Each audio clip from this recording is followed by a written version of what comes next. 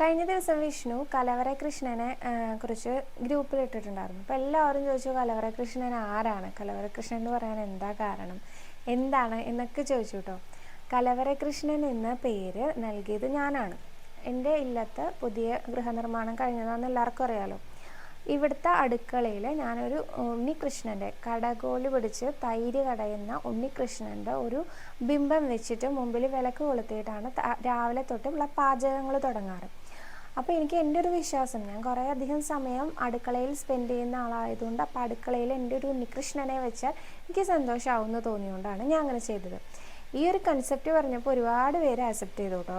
അതുമാത്രമല്ല, കഴിഞ്ഞ ദിവസം വലിയൊരു അപകടത്തിൽ നിന്ന് ഒരു പോറൽ പോലും പറ്റാതെ ഞാൻ രക്ഷപ്പെട്ട കഥ പറഞ്ഞപ്പോൾ എല്ലാവരും പറഞ്ഞു കലവറ കൃഷ്ണൻ്റെ അനുഗ്രഹം കൊണ്ടാണെന്ന്. കാരണം അടുക്കളയിൽ വെച്ച് പൊട്ടിത്തെറിച്ചിട്ട് കൈയൊന്നും പൊള്ളാതെ ഞാൻ രക്ഷപ്പെട്ടു എന്ന് പറഞ്ഞപ്പോൾ ശരിക്കും ആ കലവറ കൃഷ്ണൻ്റെ അനുഗ്രഹം കൊണ്ടാണെന്ന്. അപ്പം എനിക്ക് മനസ്സിലായ ഏറ്റവും വലിയ കാര്യം എന്താണെന്ന് വെച്ചാൽ, ഞാൻ എൻ്റെ കലവറ കൃഷ്ണനെ എത്രത്തോളം ഉൾക്കൊണ്ട് സ്നേഹിക്കുന്നു അതിൻ്റെ 10 ഇരട്ടിയാണ് നിങ്ങൾ ഓരോരുത്തരും ആക്സെപ്റ്റ് ചെയ്തിരിക്കുന്നത്. അപ്പോൾ എനിക്ക് വളരെയധികം സന്തോഷമായി. ഞാൻ ഗുരുവായൂരപ്പൻ്റെ അനുഗ്രഹം കൊണ്ടൊന്നും പറ്റിയില്ല എന്ന് പറഞ്ഞു വെച്ചാലും ഓരോരുത്തരും എനിക്ക് മെസ്സേജ് അയച്ചത് സവിതയുടെ കലവറ കൃഷ്ണൻ കാരണമാണ് ഒന്നും പറ്റാതിരുന്നത് എന്ന്. എന്നിട്ട് അത് കേട്ടപ്പോഴാണ് ഞാൻ ആ രീതിയിൽ ചിന്തിച്ചതും ഗുരുവായൂരപ്പൻ്റെ മുമ്പിൽ പോയി കലവറ കൃഷ്ണൻ്റെ മുമ്പിൽ പോയി നമസ്കരിച്ചതും. അപ്പോൾ ആ കലവറ കൃഷ്ണനെ ഞങ്ങൾക്കും കൂടി തരുമോ എന്ന് ചോദിച്ച് ഒരുപാട് അമ്മമാർ വന്നിട്ടുണ്ടായിരുന്നു.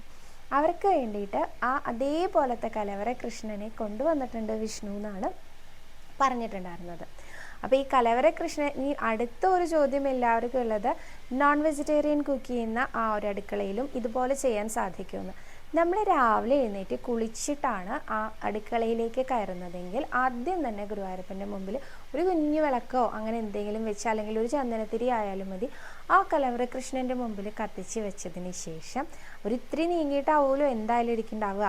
അല്ലാതെ നമ്മൾ ആ ഉണ്ണികൃഷ്ണനെ കുറച്ച് ഗ്യാസിൻ്റെ തൊട്ടടുത്തൊന്നും കൊണ്ടുവയ്ക്കില്ലല്ലോ.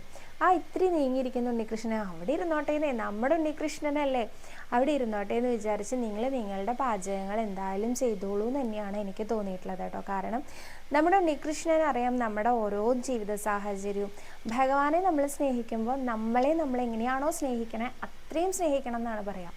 അപ്പോൾ നമുക്ക് എന്തൊക്കെയാണോ ചെയ്യാൻ തോന്നുന്നത് അത് ഭഗവാനെ സാക്ഷി നിർത്തി നമ്മൾ ചെയ്യുന്നു എന്നേ ഉള്ളൂ. അങ്ങനെയാകുമ്പോൾ നമ്മുടെ പ്രവൃത്തികൾക്കും ഒരു ഗുണമേന്മ വരാനുണ്ട് കേട്ടോ. അങ്ങനെ തന്നെത്താൻ നിങ്ങൾ നിങ്ങളെ തന്നെ ഉയർത്താൻ ഏറ്റവും നല്ല മാർഗം ഈ ഉണ്ണികൃഷ്ണനെ ഇതുപോലെ സ്നേഹിക്കുക എന്നുള്ളതാണ്. അതുകൊണ്ട് അടുക്കളയിൽ കലവറ കൃഷ്ണനെ വെക്കുന്നതിൽ തെറ്റൊന്നുമില്ല എന്നാണ് എൻ്റെ മാത്രം ഒരു അഭിപ്രായം.